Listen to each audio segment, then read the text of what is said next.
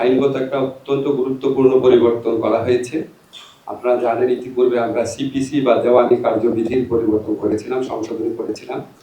আজকে আমরা সিআরপিসি বা ফৌজদারি কার্যবিধির সংশোধন করেছি, অ্যামেন্ডমেন্ট করেছি। এখানে খুব ইম্পর্টেন্ট কিছু অ্যামেন্ডমেন্ট করা হয়েছে। আপনারা জানেন ব্লাস্ট ভার্সেস বাংলাদেশ এই মামলাতে সুপ্রিম কোর্টের একটা ডিসিশন ছিল, গ্রেফতার করার ব্যাপারে যেন স্বচ্ছতা প্রকাশ থাকে, জবাবদিহিতা থাকে, গ্রেফতারের পরবর্তীকালে গ্রেফতারকৃত ব্যক্তির যেন অধিকার থাকে। এটা দুটা রায় ছিল।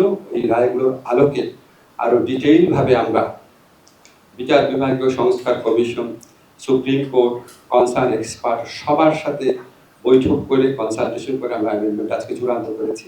কয়েকটা গুরুত্বপূর্ণ অ্যামেন্ডমেন্টের কথা আপনাদেরকে বলি। একটা হচ্ছে এখন থেকে এই অ্যামেন্ডমেন্টটা কার্যকর হওয়ার পর থেকে যে গ্রেফতার করবে, যে পুলিশ অফিসার, তার ক্লিয়ার আইডেন্টিটি থাকতে হবে, তার নেম প্লেট থাকতে হবে, তার আইডি কার্ড থাকতে হবে। যে ব্যক্তি গ্রেফতার হচ্ছে উনি চাহিদা মাত্র যে পুলিশ গ্রেফতার করছে তাকে আইডেন্টিটি কার্ড দেখাতে হবে, এটা ম্যান্ডেটরি।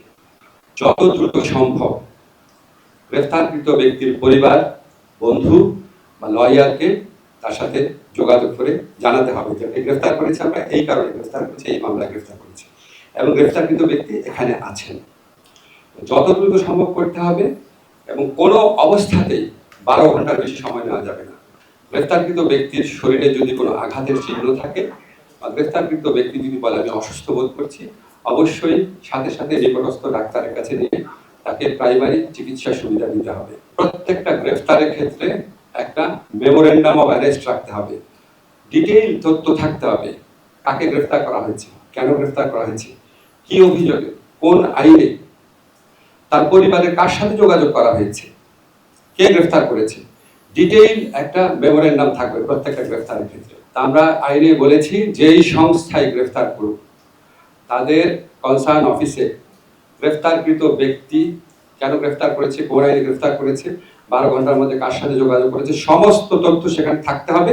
নিয়মিতভাবে প্রত্যেক থানায়, জেলা সুপারের কার্যালয়ে, পুলিশ হেডকোয়ার্টারে গ্রেফতারকৃত ব্যক্তিদের তালিকা থাকবে। সন্দেহের অভিযোগে গ্রেফতার করেন, আপনাকে পুলিশকে যে গ্রেফতার করবে তাকে নিশ্চিত হতে হবে যে আমি এই লোককে গ্রেফতার করেছি, আমার সামনে অপরাধটা ঘটেছে এবং আমার বিশ্বাস করার কারণ আছে যে উনি অপরাধটা ঘটিয়েছেন এবং সেটা তাকে লিখিতভাবে এক্সপ্লেইন করতে হবে কেন সে 54 এ গ্রেফতার করলো। অনলাইন বেল বন্ড সাবমিশনের বিধান আছে, তারপর ডিজিটালি সামন দেওয়া যাবে, ডিজিটালি ওয়ারেন্ট দেওয়া যাবে এডিশনাল মেজার্স হিসাবে।